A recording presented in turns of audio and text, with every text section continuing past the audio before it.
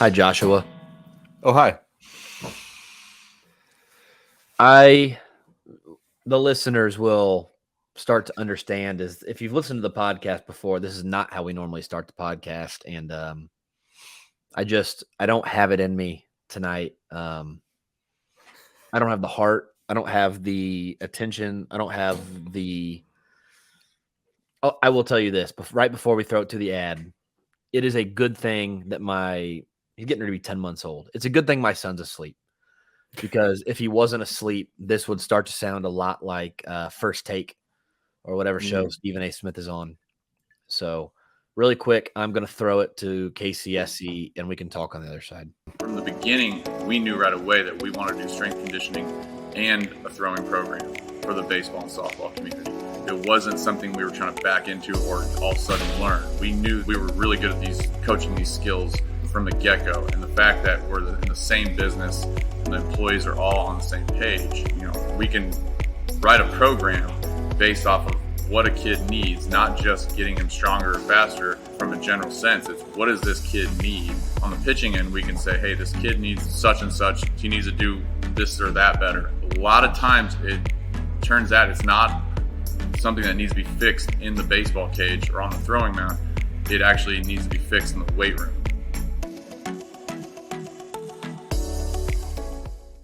Okay. Thanks to KCSC for picking up the podcast this year. Josh, we decided to have some drinks. So really quick, why don't you tell us what you're sipping on? I have some Kirkland signature Canadian whiskey. That's good stuff. I opened this bottle around the third inning tonight, and this is just where I'm at. So actually, a great deal for any Costco members out there. That stuff's really, really good. Really hard to find a lot of the time, but highly recommend the Canadian whiskey there from Costco. That is good stuff. I am drinking tonight the best rum in the entire world. This is Havana Club. Havana Club 7-year rum. I have not been able to find it in the United States. So long story that I don't feel like telling, but I was in Cuba when I was in college, went to Cuba for a month, and it's super cheap over there. And so I bought like, it was like $7-8 for that bottle. And so I bought 3 or 4 of them, brought them back. And then since recent administrations have shut the travel down, you can't find them anymore. So every time I have somebody leaving, I know somebody who leaves the country, I'm like, if you see it at the airport, just grab it and bring it back for me. Yep. And it's usually about $40, but it is the best rum in the world. And I've got like 3 bottles. So what kind? I mean, it's obviously a gold rum. It's not a spiced rum though, right? It is. See, I'm not smart enough to like walk. Right. I'm very dumb when it comes to rum. Extra aged, crafted and aged 7 years. It is. I don't know. So is that a rum neat or is that a rum on the rocks? On the rocks. I don't like warm drinks. Did you mix up a daiquiri before you started? No, I put like an ice cube or 2 in my drinks because I can't do a warm drink. So yep, understood. All right, tonight's all about comfort. Yeah, so this is usually where we would get into the minor league minute, and I would love to talk about how gosh darn good Ben Caderna has been in the minor leagues. I would love to talk about how gosh darn good Shane Panzini has been in his brief amount of time in the Royals system, his one start that he made, how good he looked. I would love to talk about how much better Frank Mazzucato was than his last start. I would love to talk about, Michael Massey and Tyler Gentry. I'd love to talk about Rylan Kaufman and Noah Cameron. I can't. I don't have the heart to sit here and talk about the minor league guys really quick. So I should have pulled the stats up. I'll pull them up now. Josh, is there anything that you just like to get off your chest? Just to start things. I mean, I've kind of ranted. I've had a solid rant session probably like 3 weeks running. So I'm kind of at the point where I don't have much else to rant about. I mean, Carlos Santana is obviously God's gift to the Royals at this point. So there's nothing much else to say about how good Carlos Santana is. So I really don't have much. Kind of regarding what you're talking about, the minor league, I did kind of look up. It looked like the Columbia Fireflies and the Quad City Bandits were both very addicted to striking out. Seems like every time we go back and look at the research, they've got dudes that are like walked once, struck out 11 times this week. You're like, what the hell? So I went back and did it, and let's see. Columbia has around a 30.4% K rate as a team. Their team OPS is a 597. Quad City's strike is somehow higher on the strikeout rate at 32.3, something like that. But their team OPS is at least 711. So they're at least hitting the ball really hard. But it's interesting that these two teams, we didn't really know what to expect, especially with guys like Eric Pena. We wanted to get our eyes on them. But very much like Eric Pena, they're all striking out quite a bit. So there are some bright spots in there, obviously, just like any team, especially the Royals and the big league club that we might talk about a little bit tonight. But yeah, I just thought that was a little bit interesting. But I'm done. I mentioned it before the year started that the Columbia team didn't have a lot of college talent in the roster. It's mostly like high school kids and prep kids and international signings. They didn't have a ton of upper level experience. And I think we're seeing that early. It's a young group in Columbia and they have struggled. We could see them repeat, right? Yeah. I mean, a few of those guys, and a few of those guys are repeaters, and they're going to have a lot more next year. So next year, that Columbia team could be very veteran, very experienced. This year, not a ton of that. And especially now that like Sarantola and Noah Cameron are gone, their entire rotation is Ben Hernandez, prep kid. The 2021 prep class, there's 3 of them. I'm missing Luinder Avila, international sign, kid's 20 years old. I mean, that's a young team, and the lineup's just as young. Our MVP of the week on the farm, unironically, Vinny Pasquantino hit .478, had an OPS of 1.674. His ISO was 696. That's a weighted runs created plus of 315. That is our MVP of the week. We'll get to him. There's plenty of time to talk about Vinny Pasquantino here in a little bit. On this podcast? Us? That's not what we do. That's not what we've ever done, right? We've never talked about the young guys who could probably pop out to center field just as easily as anybody else. My pitcher of the week this week was Ben Caderna. Ben Caderna was excellent in 4 innings down, or 3.2 innings. Now I can't remember how many innings he threw. He struck out 5 guys in 4 innings is what he did. 4 innings of 1 hit ball. Kid was brilliant. I think the fastball is even better than maybe I expected. Like, it's not just that he throws it hard, but it appears to jump on hitters really quickly, and they have a really hard time picking it up. He is blowing 93, 95 by guys, and 93, 95 at low A is good, but the way that he's able to put it by hitters, it looks like he's throwing 97. And then you read down, it's like 93. Like, dang, that's really moving for 93. So all good things to say about Ben Caderna. That's my pitcher of the week. My hitter of the week, Michael Massey. Michael Massey is crushing the ball at AA. I'm not entirely sure what I think of him as a prospect. Like, I know the hype train is getting kind of out of control. This week he hit .481 with a 1220 OPS and a 202 weighted runs created plus. He had himself a great week. And the thing with Michael Massey is the power is becoming like a legitimate calling card. Like, you have prospects who have a calling card or 2. Michael Massey, Gold Glove defense, a way above average hit tool. And now the power is becoming like a very useful third tool that he could access in games all the time. And so I think he's probably a big leaguer. Like, he's almost definitely a big leaguer in some capacity. I don't know that I think he can be an everyday guy, especially against lefties, but he's hitting over 400 against lefties right now. So what do I know? Go ahead and give us your player and pitcher of the week. Well, just a side note on your 2 guys, Vinny and Massey both made MLB Pipeline's prospect team of the week. So I just saw that before I popped on here. But yeah, good things from there.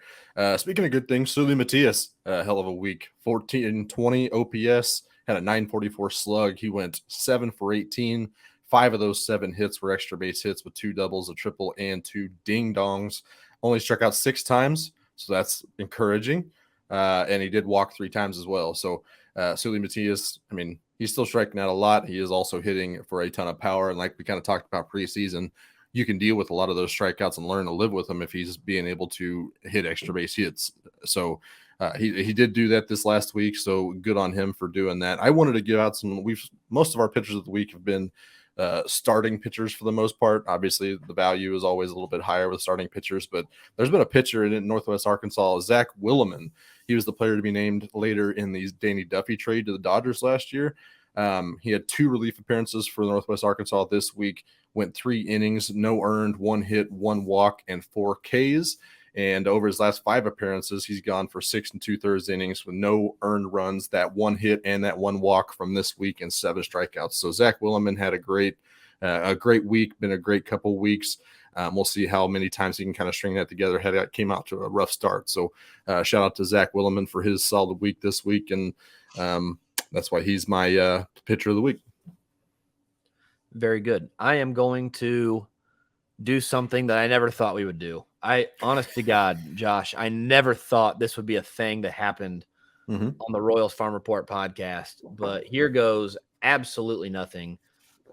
We are welcoming on now Seth. Seth, can you hear me? I can. Thank you guys for having me. This is, if you guys follow the Platinum Sombrero on Twitter, this is the meme generating French Revolution enthusiast of a Royals fan. I think, Seth, the French Revolution guillotine meme with Cal Eldred's head on a pike is the funniest thing I've seen in weeks. So, Seth, I got to cap you up. You've got 3 minutes, but I just want clean, uninterrupted ranting. I'm going to mute Josh right now is what I'm going to do. Josh is muted. I'm going to mute myself. You have 3 minutes of uninterrupted ranting.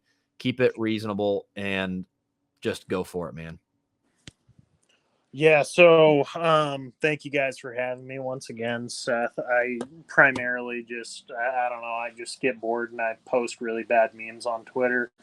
So, I mean, I thought it was kind of ironic that you guys obviously you guys thought it was ironic as well that Vinny Pasquantino won player of the week, but I mean, I may not be very good at math, but I think when you hit a home run with 3 guys on base, it ends up being 4 runs, which I mean, ironically ended up being what Carlos Santana had a weak pop fly to second base and what the Royals ended up losing by. And I mean, it doesn't seem like he's any short on home runs.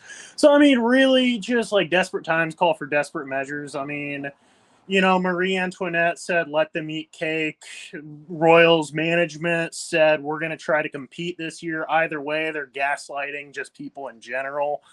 So, I mean, like, I don't know. Like, am I calling John Sherman Louis the 16th? Like, probably not. There's a little bit of a difference there. But, I mean, Marie Antoinette was a cautionary tale for a reason, and I mean, like, I don't know, when French goes to shit, a lot of other stuff goes to shit, so it's just ugly. I mean, ironically, I saw a tweet earlier today, Toro was like, you know, like, I've been happier, so I'm sorry I'm not posting as much, and my content got worse, and I mean, I don't have to worry about that, because it's just perpetual hell. So I mean, in general, you know, it's just a great content machine. It keeps me employed. It keeps food on my non-existent family's table. They're staying well fed despite not having a family, and me getting absolutely zero revenue from shit posting on Twitter. But you know, like it's keeping food on the table. So like, honestly, thanks to the Royals for keeping me in business. They're my biggest supporters. They're also my biggest detractors because every day they find a new way to disappoint me. I don't know. You know, I'm still looking forward. I'm sure we're probably going to try to compete for a playoff spot next year. You know, we'll see if it happens. You know, I'm really hopeful. I'm just really hopeful that it's going to turn around. So, you know, but I appreciate it. Hey, Seth, if John Sherman gave you a magic wand and you could do one thing, that's it. You get to do one thing with the magic wand for the Royals. What are you doing? No starting pitchers. Everyone has a max of 5 innings. No one goes through the lineup for a third time, and everyone throws anywhere between 20 to 70 pitches in a start. And I mean, I don't know. Start getting inventive. It's almost like It's almost like just trying to do what everyone else does with about half the budget size because your small market team doesn't really work out. I mean, I don't know. From what I've seen, that's not how the Rays and the A's are good. But, that's exactly what I do. I think starting pitching is overrated. I think you can get creative enough to jam guys together. And we do actually, that is the one bright spot is we do have a history of good relievers. I'd also probably. All right. Thanks to Seth for coming on. We appreciate him. Derek, what's up, man? What's up, guys? How are you doing? Not good, Derek. It's rough times out here. I feel you that. I'm assuming you were watching the Royals game. Yeah. Derek, I mean, Derek, I didn't even bother looking at do you like write for the Royals, or you just have season tickets? You a fan? Yeah, I've been a fan since I was 1. And my dad put this curse on me since I was born. How old are you? 23. Okay, so you were old enough when the Royals won the World Series. Yeah. Oh, yeah. That was about two of the happiest years of my life, I guess. The rest has been misery. What kind of thoughts do you have? Because Josh and I are out. We are literally opening it up. We want to hear from you. You've got a couple of minutes here, and then Jared's waiting on us. But for a couple minutes, Derek, just vent. Let the Royals are going to listen to this because in some capacity, somebody will send it to them. They'll clip it. They will do something. Tell John Sherman, tell Dayton Moore why they should be concerned about the current attitude of the average Royals fan.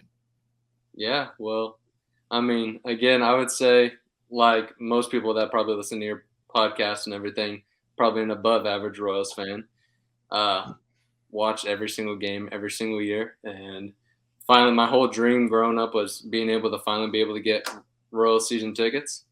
Did that last year. Watched that. Can I say the S word on your show? Yeah, let it rip. Watched that shit show of a year last year. Carlos Santana go to nothing. Watch the pitchers turn to absolute again shit. And every offseason, every fan is excited for the upcoming year. They are hoping for the best, and I just totally bought into all the Royals lies. From John Sherman to Dayton Moore to JJ to Mike Matheny to even some of the players, Whit Merrifield. I don't think anyone really thought that they were going to compete this year, and if they did, damn, they're bad at their jobs. I don't know. I don't know how you look at the roster from last year and you make 1-2 moves and think, hey, we're a playoff team. And I know the Central was supposed to be weak this year, but I don't know. I guess I was eating whatever they were giving me during the off season. My favorite part about it was that they not only did they only make a couple moves, but they don't want to put too much pressure on the young guys. And yet their whole freaking off-season regiment, the whole plan all off-season was Bobby Witt Jr. save us. Yep. Be better than the organization. That was their entire off-season agenda, and they don't want to put too much pressure on the young guys. They might hurt their feelings. You might bring them up, and they're going to be little babies. It's going to get them hurt. Vinny Pasquantino might get sad. He might not do good, and all the pressure's on him. And, dude, shut up. I'm so sick of it. So, Derek, you got 30 seconds. Go ahead and cap it off.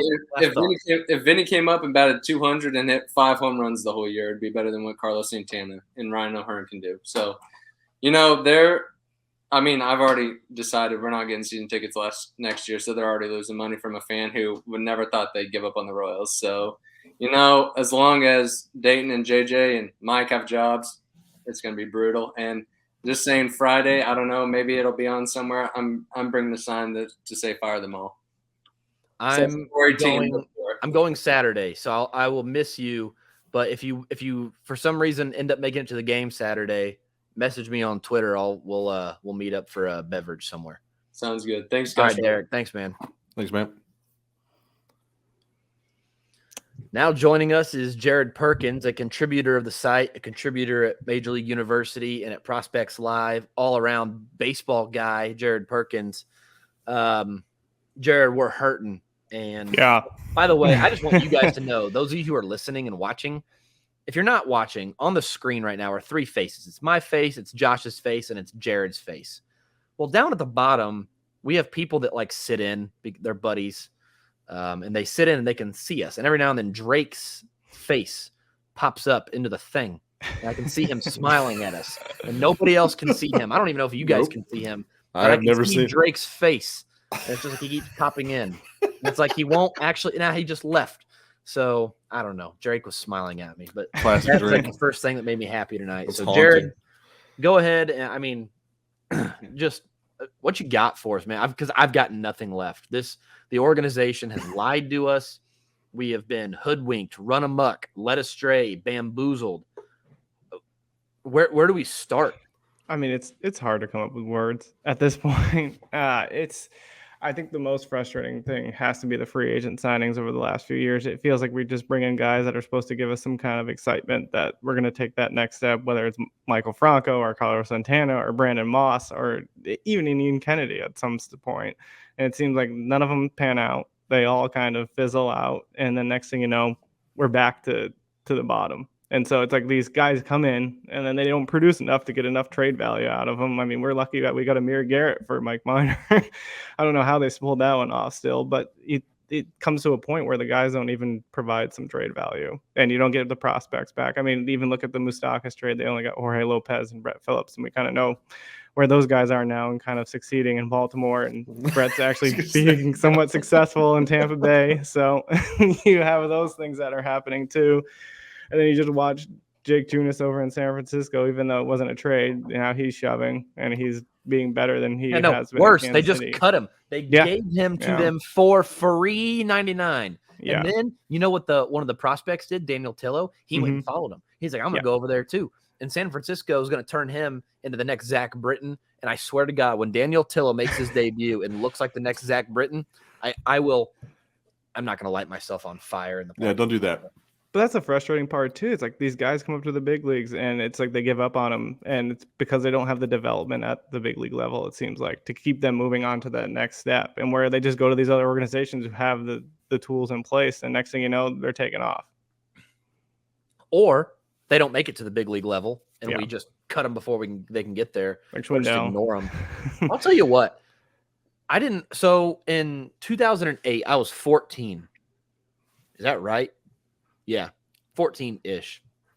And so when Keila Kaihue was tearing up the minor leagues, I didn't know that Keila Kaihue didn't really get a shot in the big leagues until he played 2.5, 3 seasons at AAA.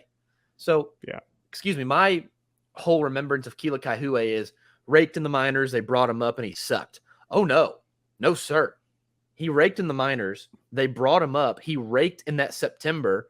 They sent him back down. He played the entire 2009 season, hitting not quite what Vinny's doing in Omaha right now, but you get the point. And then they didn't bring him up not one time in that 2009 season.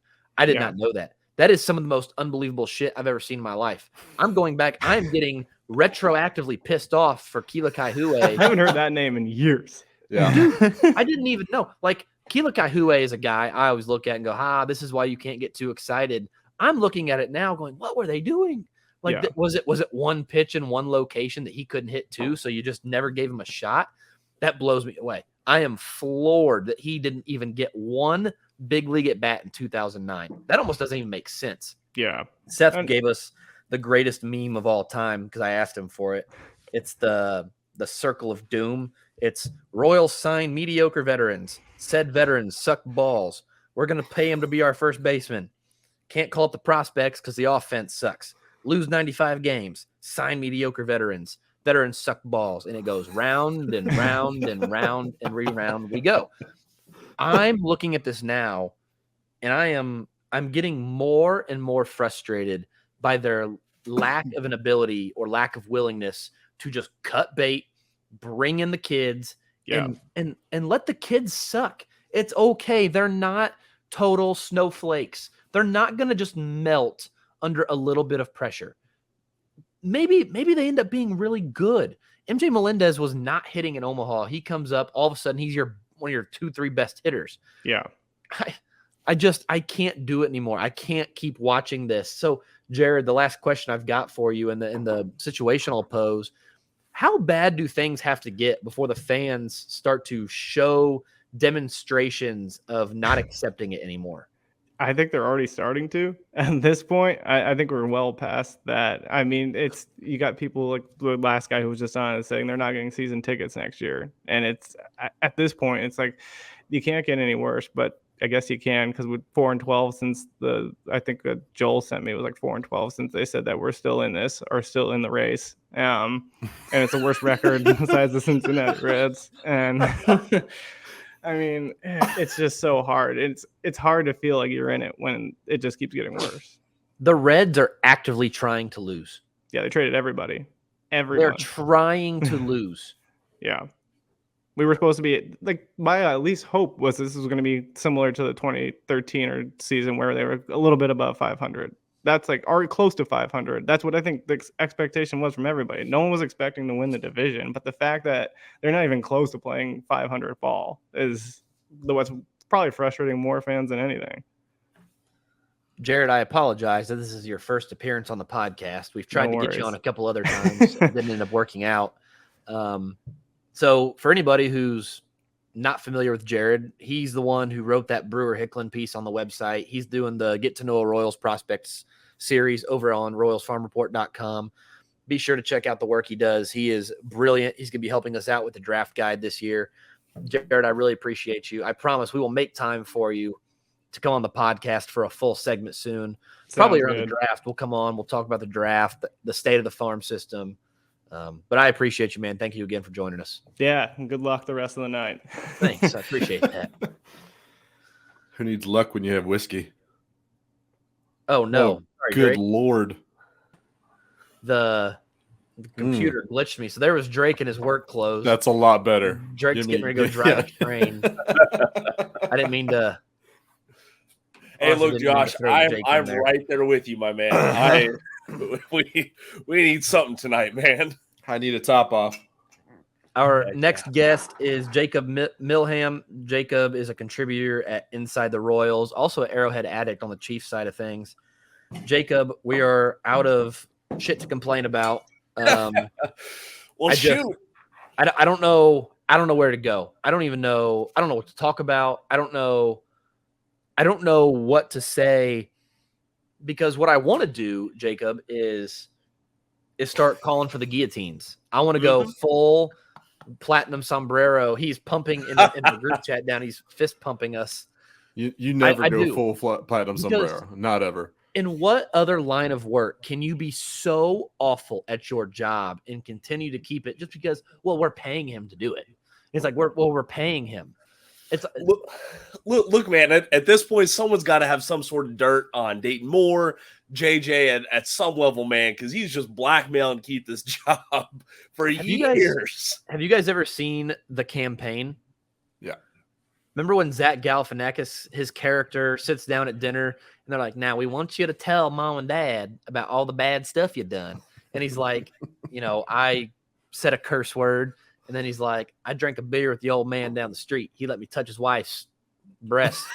Like, this is what that feels like. Is like somebody's got like some dirt on Dayton Moore that's like, I had a beer with lunch the other day, like, because I cannot explain to you how horrific. Now, I want to backtrack really quick. I'm going to let Jacob talk because he's our guest. I have defended Dayton Moore at every turn. There has been nobody on social media or on the Royals blogosphere that has gone to bat for Dayton Moore and JJ Piccolo more than I have. So I'm not calling for their head. I do believe that if they would pull their own heads out of their respective asses, that they are capable of turning this around. The most frustrating thing, and as a teacher, I'll give you a metaphor, and then I promise I'll shut up. I'll mute myself. As a Jacob, teacher, thanks for coming to listen. Of course. As a teacher, the most frustrating kids are not the kids who are lower ability and lower succeeding. It's the kids with high ability and low success rates, because they're capable of more. Dayton Moore in this front office are capable. We've seen it. And they refuse to do the things necessary to be successful. They are outright refusing to win. That's all this is. They are tanking, and they're lying about it. And that is the most frustrating thing for me is you are so capable. The pieces are in place, and you are being cowards. And like I said, I know somebody will listen to this. It is cowardly. It is cowardly the way they're running this baseball team. This is not the way the Royals pride themselves on running a baseball team. It is cowardly. It is total bull. I gotta go. I gotta stop talking because I'm gonna have an aneurysm. It is cowardly baseball. It is pathetic, and that's why it's frustrating. Because I know they're capable of better. Jacob, the floor is yours. Alex, I suggest, man, go take a walk. Maybe put the phone down for a little bit. Maybe some lo-fi music off of YouTube. There you go. See, hey, you know what? That solves a lot of things. Josh, so you're gonna have to sit here and listen to me. So Let's do apologize. this. Let's do it. Hey, look, my first. I saw the loss today, 7-3, and you know what my first thought was? You know what? The Kansas City Monarchs are doing pretty damn good, right? Like maybe we have won like 22-1 yesterday or something. I know. Maybe a good old best of 7 series between the two, and the loser winner leaves town. Yeah, loser leaves town. All right. And you know what? I'm all about seeing Paulo Orlando in Kauffman Stadium again. I don't even know if he's still with the team. Last time I checked in the Monarchs, Orlando was still playing somehow. Yeah, I think that's but right. Look, I had David Lesky on the. I sorry to plug my own stuff. I had David Lesky on the Royals Rundown podcast last night. We recorded. And Alex, we completely agreed with you. Like, you fans can almost palate a losing team as long as there's some transparency and some honesty with the fans. Like, hey, look, you know what? We're at this point right now. We want to smooth some things over with Vinny. We want to smooth some things over with Nick. We think they're almost ready. And when they are ready, we're going to make these moves. Okay? It's going to be a rough year. Buckle up. Good to go. But this front office is lying. They're being dishonest. And okay, Alex, you're talking about aneurysms. And if anyone listening, if anyone in your family's been affected by aneurysms, I apologize.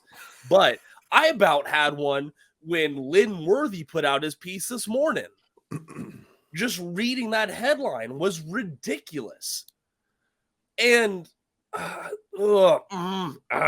and he just contradicted himself in the whole article. And I couldn't imagine, we sit here, we talk about it. I couldn't imagine being a beat writer for the Royals right now on any platform. Alec Lewis is kind of given up on social media. I don't blame him. Lynn Worthy's still doing his same thing. He's still getting his paycheck, but I'm just throwing my hands up at this point. I'm going to still keep plugging. I'm going to still keep cheering for the Royals, but this might be date myself a little bit here, but do y'all remember the legacy of, Kansas State Wildcats football absolutely being atrocious? Like, they were bad enough where they were giving free home tickets to the local high school kids.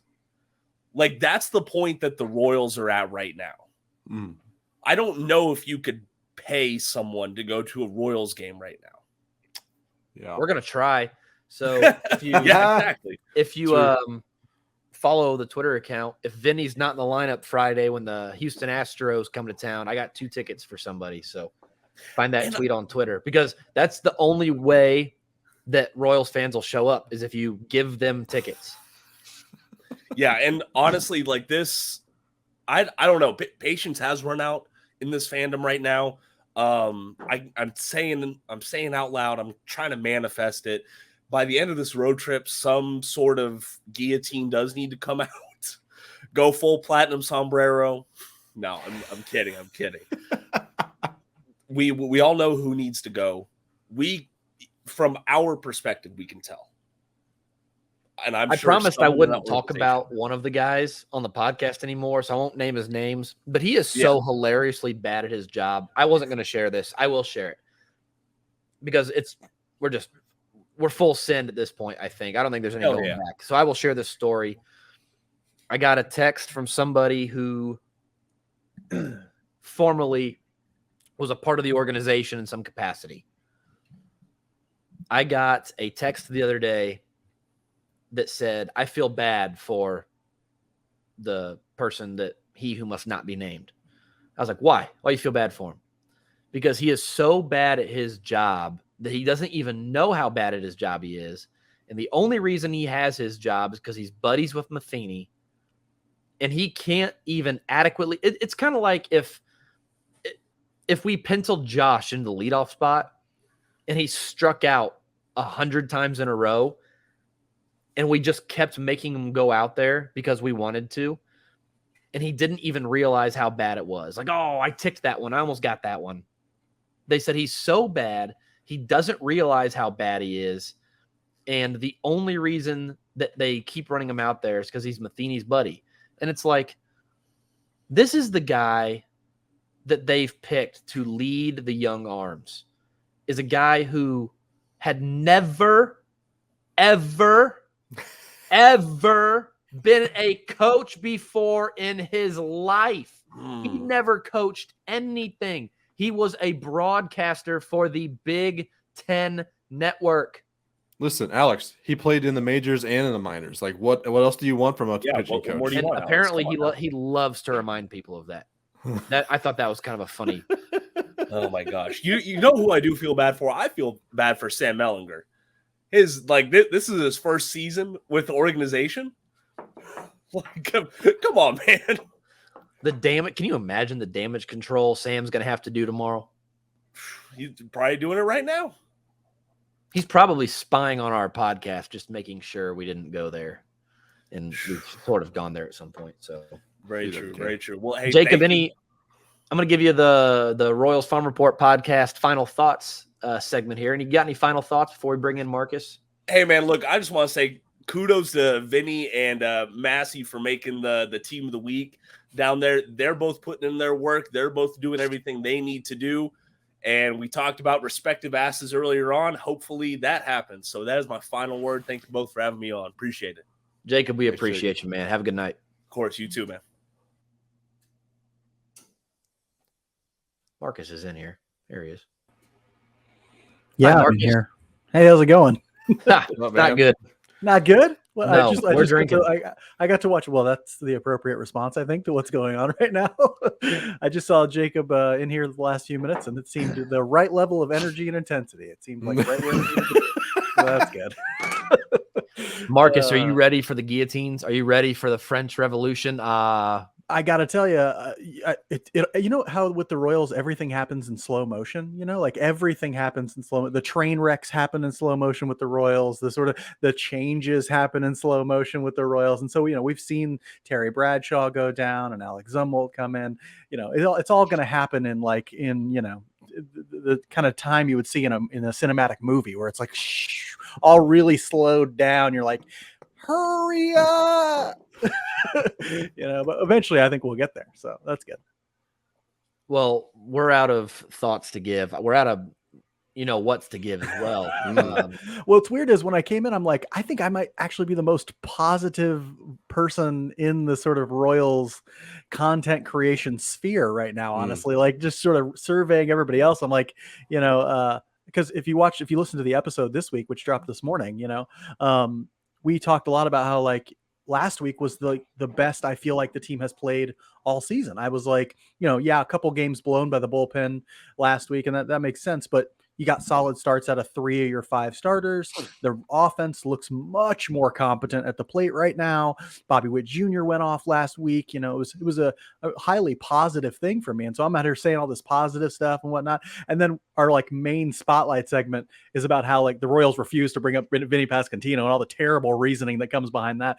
I think that's the stuff that really frustrates people. It's like, especially the sort of people, the diehards, like the three of us who pay attention on a daily basis and read everything in the media and things like that. It's like, it's one level to have the team blow leads or lose games later, things like that. It gets kicked up an extra notch when, they're sort of feeding you lines that aren't true, where they try and twist themselves into pretzels to explain some weird ass whack reasoning that doesn't make any sense Kershaw at all. Wins.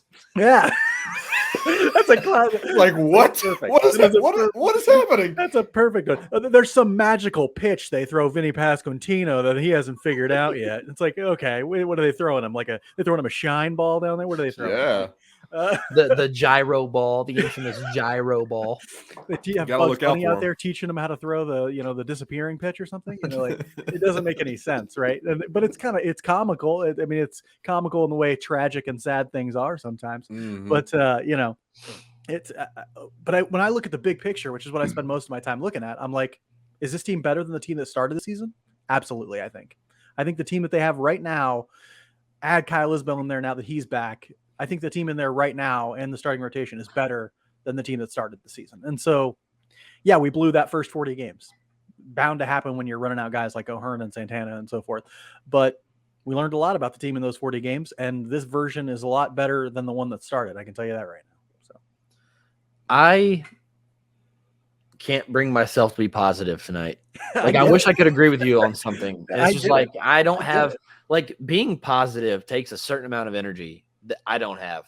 And I can't keep watching the same shit over and over and over and over and over.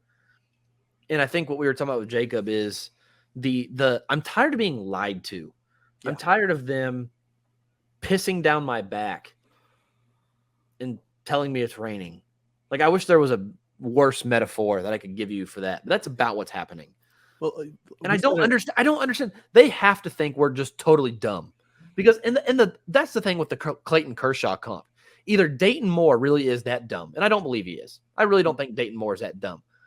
But Dayton Moore is either so dumb Josh that he believes Clayton Kershaw struggled his first 2 years, or he thinks we're that dumb. Regardless, it's not a good position to be in. I think what he thinks is that 90% of the fan base isn't paying attention to what he says, and the 10% that is going to be with him through thick and thin.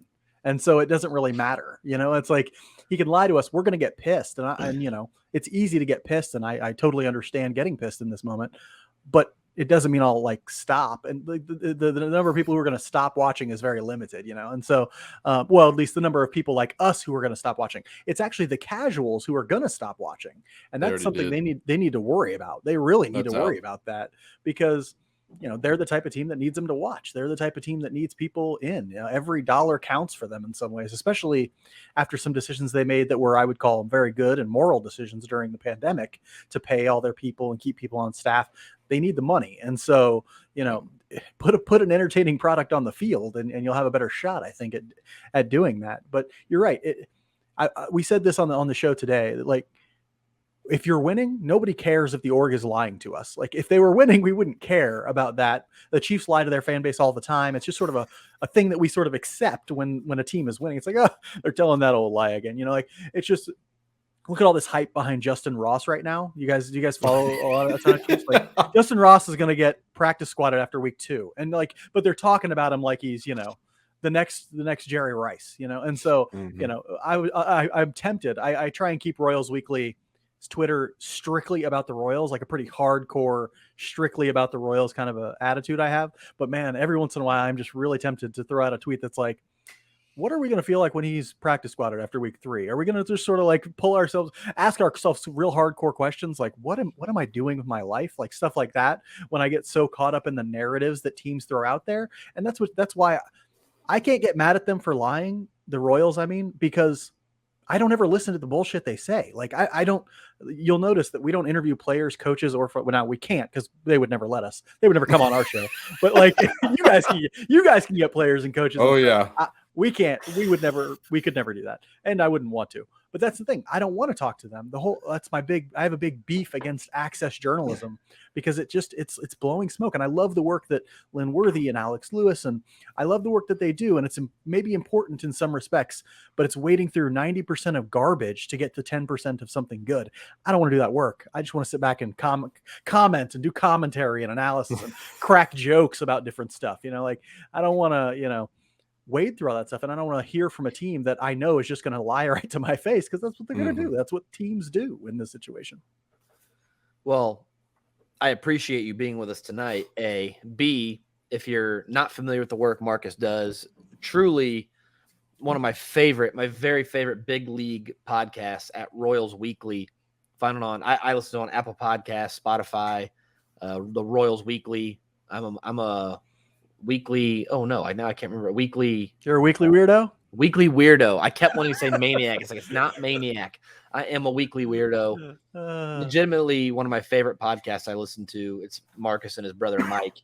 Mike is one of the he is the most interesting man in the world. Yeah, if you believe the intros. If you believe all those intros, yeah, he is an interesting man. There's no doubt about that. But thank you very much. I spent time writing and still write occasionally for Royals Farm Report. Love the podcast. Love that KCSN brought you guys on. That was one of the wisest moves they've made. And so, yeah, I just love listening every single week. And right now, when things are looking a little dire at the major league level, look down at the minor leagues. There's a lot more hopeful down there. And so, and I'm really excited for draft coverage coming up, and I've been reading the stuff you have so far. I'll try and snag Alex or somebody or Josh or Joel or somebody to come on and talk drafts here in a couple weeks. But yeah, it's great stuff from Royals Farm Report. I can't sing their praises enough. So, well, I appreciate you, man. Do you have any final thoughts before we wrap this thing up? I do. This is just for the audience. Like if you want to find hope, first off, you have to know that, like, you're not less of a fan if you step back, if you step away, if you can't watch a game one night. Nothing wrong with that. You know, having a healthy relationship with sports means understanding when you're not in the mood to watch them, and that's totally okay. But if you want to find hope, if you want to do something like that, pay attention to some of the smaller things. Pay attention to what Melendez looks like when he gets up to the plate, or what Bobby Witt Jr. looks like when he gets up to the plate. I find that my sort of analytical mindset when I'm watching games really allows me to stay detached from the ultimate outcome sometimes. And I can say, hey, look, that was positive because of this thing, or that was positive because of that thing. And yeah, the bullpen blew it again tonight, but you know what? It's not that hard to construct a bullpen. They'll find some guys eventually, you know? So yeah, I understand and sometimes it's okay to be sad, and it's okay to be pissed. And that's part of the fun of being a sports fan, right? Like, and so if you embrace that attitude, but if you think you need to step away, but there's always a way to find a way to watch and enjoy, even when the team is, wow, not garbage. Not the type of stuff you see flaming on front porches every once in a while, you know. So yeah, thank you guys for having me on. I really appreciate it. Love your show. Going to continue to listen all the time. So thank you for having me. Thanks for coming on, man. We appreciate Marcus. It's awesome. What a good, Marcus, that was such a great final guest, a final call in, if you will, because it was, I feel great. He powdered our balls and gave us something to look forward to. I feel great. Right now. I feel like it's going to be hard to get mad over again. I just between him and the rum, I'm just calm. I'm just somber. I had a point I wanted to make, and now I don't even remember. Well, I've got a few here. Yeah, please do. So I want to go back to the Linworthy article. I think we need to keep it in mind that Lynn is great at this. I want to defend him a little bit because he is one of the guys that cuts the bullshit. He reports what it is, what he's told, and he ships it to you. So I'm very hesitant to blame him for any of that article. That was all Piccolo's message coming through Linworthy's platform. 100%. I understand, and maybe I'm naive and stupid for the reasoning that Piccolo was talking about, like being hesitant to bring up Vinny and Nick. There is going to be a learning curve. We saw that with Bobby Witt Jr., which is this example that he cited in the article as well. And you kind of want that established and performing offense to be there to be able to endure and prop up that learning curve in theory. I think the fact that he and Nolan Gorman for the Cardinals just got called up last week, and him and Vinny were like the 1 and 2. I think there was one more, but they had the best AAA WRC plus this year so far, and Gorman's already hit 2 dingers in like a week. So I feel, and I think Vinny's got a better plate approach as well. So I feel like he is way more major league ready than the theoretical player that you would potentially delay the call up for in that scenario. So I understand where Piccolo's coming from in that reasoning, but I also am very Vinny is not that dude that you're doing this for type of thing. And that's the frustrating thing for me is I don't actually believe them. I think it's horseshit. I think they're waiting for Santana to build some trade value. Sure. I think they're waiting for Ryan O'Hearn to whatever. I don't know. but I don't believe them that they're waiting for Vinny to do some magical adjustment period. Yeah. I don't believe them. And so that is issue number A. Issue number 2, let's just say that they really do believe that they really do believe that Vinny is so soft that he couldn't handle A, a little pressure. B, do you think your players are so dumb that they can't see the big league team sucks? Do you think the minor leaguers can't see that? Like, do you think they buy the bullshit? Because they don't. They don't. They know they suck. If you bring Vinny up, A, he's not so soft that he can't handle it. Yeah. B, he doesn't feel the pressure. There is no pressure. The team is ass. It's hot, swampy ass. They're shit. They're horrible. They're horrible. It's a bad team. He's not going to feel pressure to be a one-man band. That's not a real thing. Pressure would be, hey, we're competing for a playoff spot. Hey, Vinny, you're the final piece. We need you to be the final piece. Yeah. Ooh, that's pressure. Pressure is not when you're 16 and 31. Kiss my ass. Shut up. Well, the other part about that is like, so we've been kind of hammering this let the kids play strategy idea, what have you, this whole time. And I want to know, I know what our motivation is, that we want to see these guys that we've been pumping the helium for 3-4 seasons or whatever. We want to see them, transcend to the next level, have success, be the dudes that we've always kind of thought they could be. And obviously we all know, everybody knows that prospects are going to flame out and some are going to fail and some are going to hit. And it's just how it is. But I do worry about the potential for this, and they kind of already are doing this, but fielding a quad A team. There's been so many years in the past where we are just as much enraged at this point in the season because they look like a quad A team. And if they start bringing in just the kids, then they literally are a quad A team at that point. And they've always talked about like that AAA, the gap between AAA and the major leagues has never been, larger. So it would absolutely qualify as a quadruple A team. And doing that kind of sends a lot of messages to a lot of people. To the fans, it sends like the season's over. We're just here to do what we can do. So don't bother coming out to the ballpark. Don't give us any more of your money or your attention. Just, we'll see you next year. We're like 47 games in. So that's kind of off the table to, if you're like ownership or the front office at that point, you're not sending that message at 47 games. Then you send a message to the owner like, we don't know what we're doing. The front office is like, we've been trying for 5 years. We have no idea what we're doing. So here's all the young kids, and we're going to throw them at the wall, see what sticks. That's not going to work. And to the veterans that you play, you're sending a message like, we failed you as much as you failed us. So do you want to come play for a front office that will, pay you to suck and then ship you off, halfway through, 3/4 of the way through your contract with us? No? Okay, we'll see you later, Nolan Arenado. Here's my rebuttal to that is, if the team, let's say Carlos Santana was hitting. Let's say Carlos Santana was a league average hitter, not moving the needle, but a league average hitter, and the Royals were still sucking. Then I would at least listen to that argument, because I do think that in certain situations, that's a really good argument.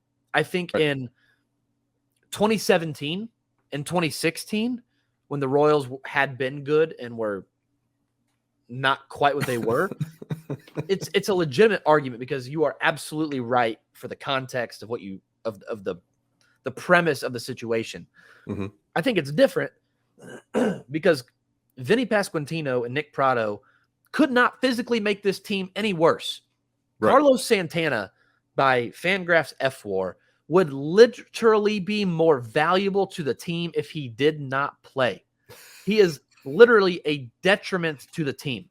If you could just stand up there and take up oxygen, you have as good of a chance of being as valuable as Carlos Santana has been.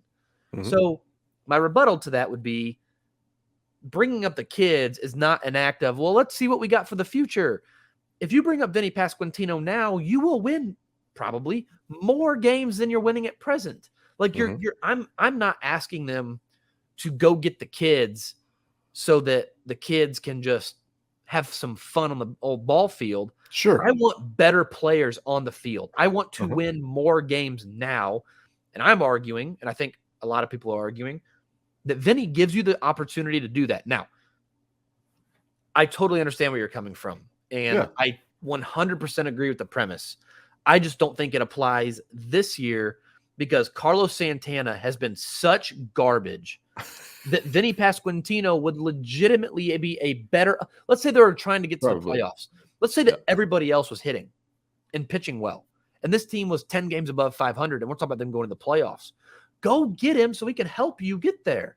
Like, no matter what the situation is, Vinny is a better present-day scenario option than Santana.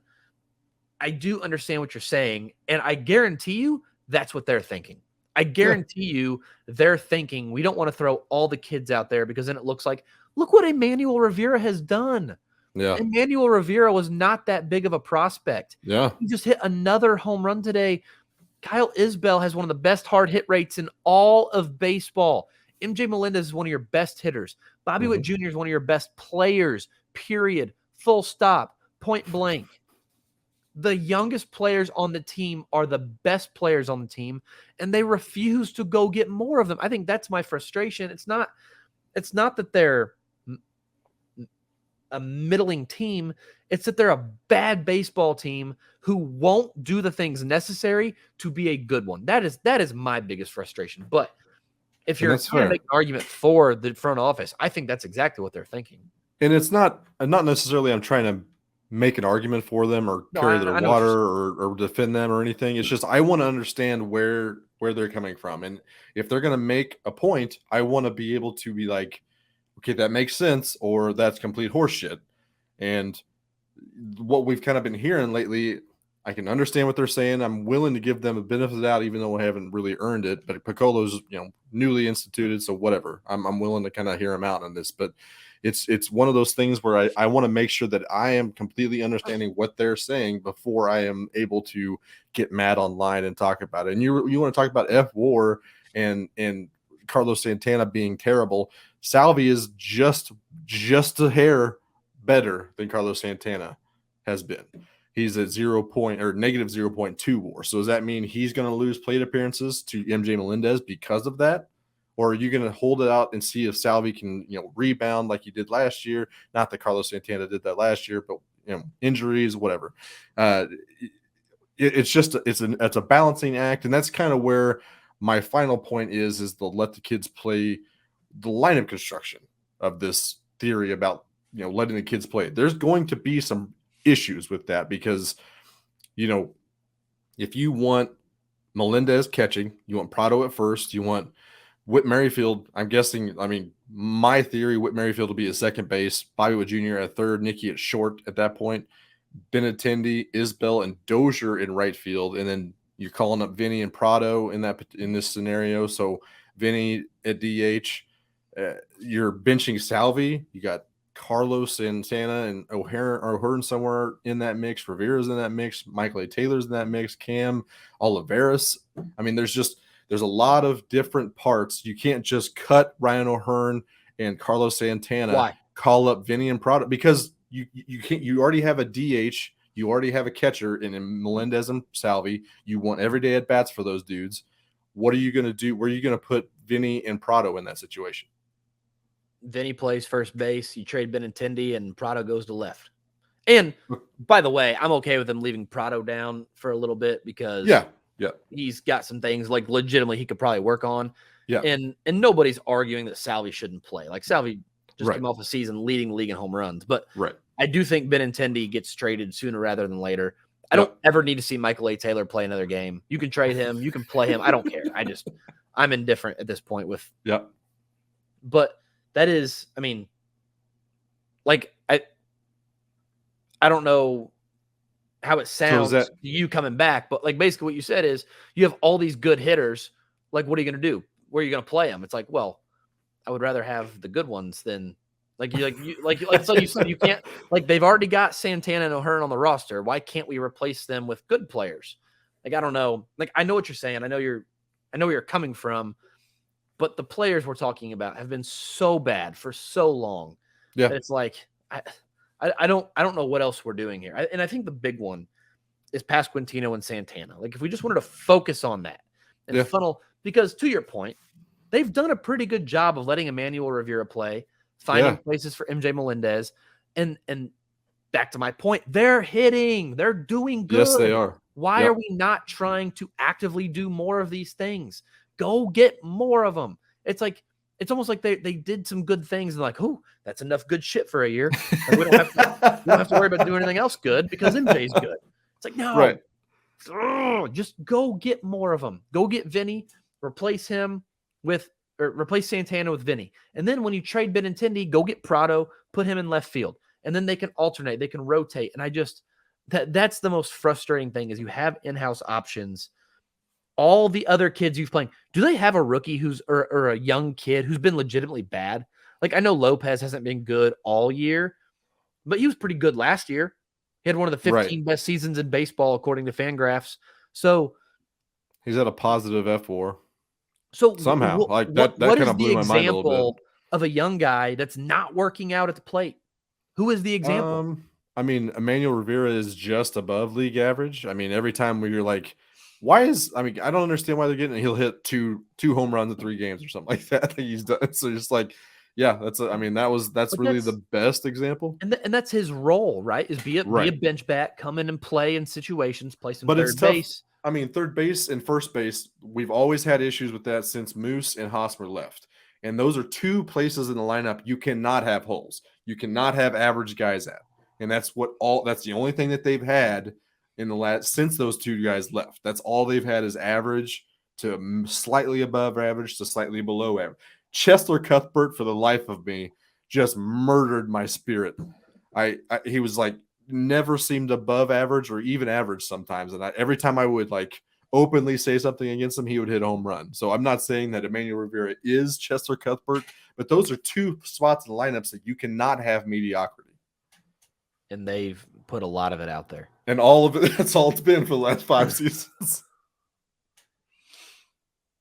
You got any final thoughts? Should we bring Seth back for some final thoughts? Seth, give me a thumbs up if you want to come in for some final thoughts. Blink twice if you're in Milwaukee.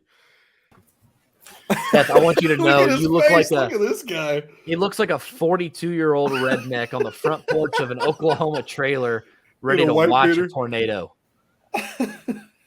So not super far off, except it's Waldo instead of Oklahoma, and 23 instead of 42. But other than that, 100% right. Just redneck ready to watch a tornado. I heard there was a tornado watch anyway, so hopefully that really is what you're doing, aren't you? Yeah, hopefully it just sucks up all the bad baseball and throws it away. But that'd have to be a freaking F5 at this point.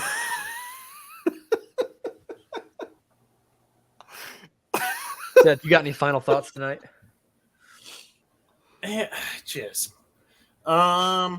So I sent some comments in the chat. I said I can help with that if you need to get mad again. When you were like, I'm happy, and I was like, you shouldn't be happy. This sucks, man. Then I said there's a shortage on helium, Josh. When you said like I think pumping them up with helium, there's a shortage on helium because of Ukraine, and it must be why the Royals suck. And then I said if they want to be a true quadruple A team, they need to bring in Jorge Soler. So those are kind of the notes that I have. So we're still a little ways away from that. But other than that, I think they're more of a triple A team until they do that and bring in Jorge Soler, or they just swap the major league players with triple A players, and then they become an MLB team. But I don't think that's how that's usually supposed to work. But how long until we have relegation in Major League Baseball? Oh yeah, maybe we can end up in the Pecos League at some point. I feel like that should have come up in the labor negotiations this last offseason. Relegation. Like they were so anti-tank rules and shit. I figured like relegation would have come up. Yeah, you got 9 rural New Mexico and West Texas teams in the Kansas City Royals. So that would be amazing. Yeah. Maybe they could go play in the Cape, get the crap beat out of them by a bunch of college kids. Be some pretty good scenery, way better than West Texas. I don't know, man. Most beautiful place in America. It's God's country. trust me, it's better than watching the Royals try and play baseball. So Seth looks like, I'm trying to figure out what he looks like right now. He kind of looks like your uncle who only comes to Christmas and then leaves as soon as the presents are opened. Like you never see him except for Christmas. He comes, he gets his presents, he leaves. That's what you look like right now. yeah, I mean, like, you know, I've operated in silence under the name Platinum Sombrero. Turns out that I'm actually not Maximilian Robespierre wearing a sombrero. You were Bruce Chin. Well, I was a big fan of Bruce Chin's. I heard that guy got unpopular after a while, and they kind of disposed of him. I don't know why. Seemed like a pretty charming guy, but I don't know. You look like the character of a Turnpike Troubadour song. When was the last time a Turnpike Troubadours song, band member, fan wore a Titleist hat? I just really hope it's not the house fire, because like that's gonna be a really shitty night for me. No, it's the tornado warning.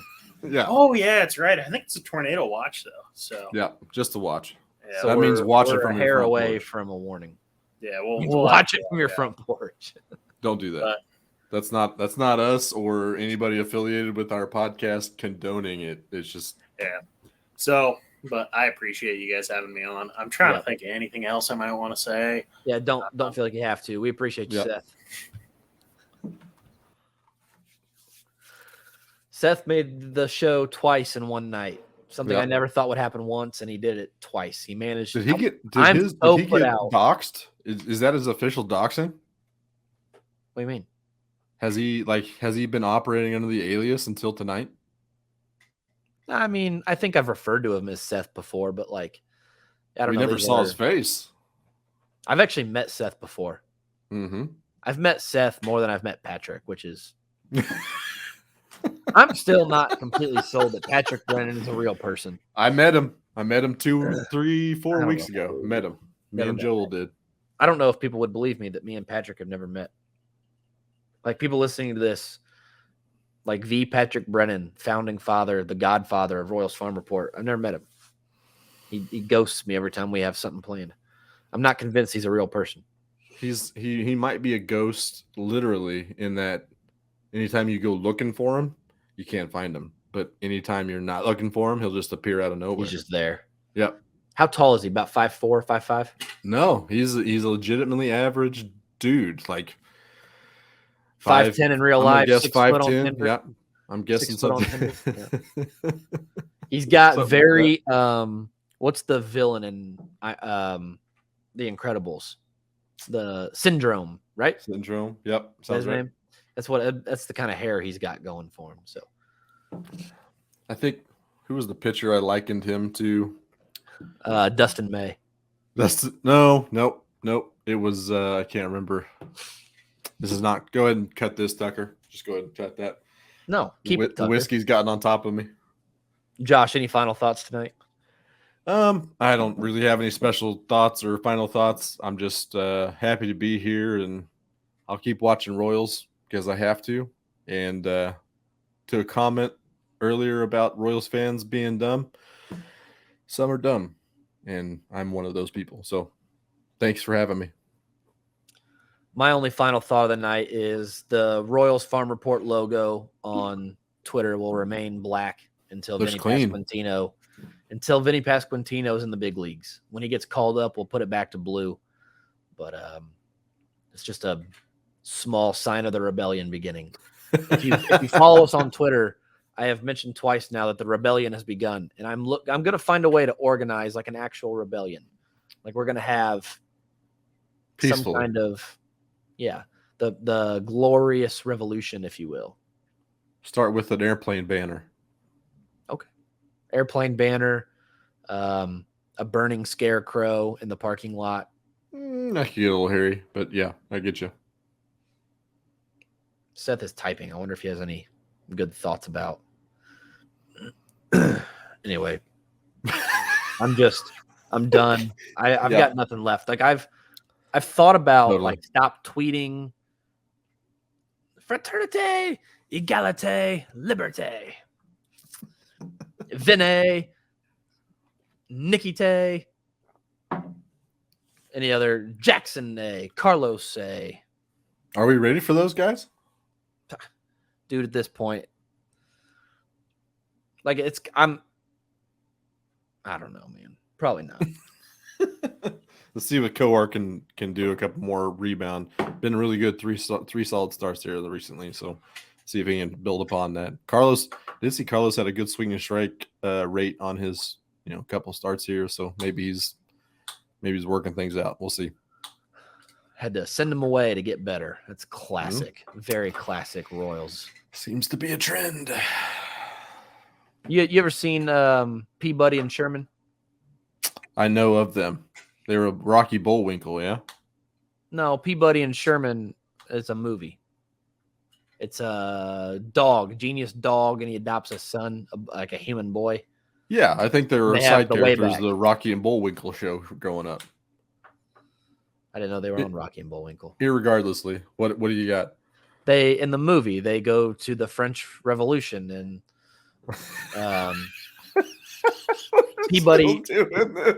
Peabody tells him, he says, Sherman, he's like, what did I tell you about the French Revolution? He goes, afterwards it's gonna rain. And he goes, no, afterwards comes the reign of terror. And then they cut a watermelon. He's like, oh no, it's a cantaloupe. A cantaloupe? Who is like the lowest of the melons? I mean, Gallagher would appreciate that joke, I'm sure. Who? Gallagher. He was the one who smashed fruit as stand-up comedy. Yeah. Whatever, man. That's where we are. That's where we are. Let's get out of here. What are we doing here? Now, we need to talk about Trump Farm. Oh yeah, Drum Farm. Thanks to Drum Farm for the minor league minute. Thanks to KCSC, tickets for less. Your local, dude, I don't know. We'll see you guys later. Have a great night.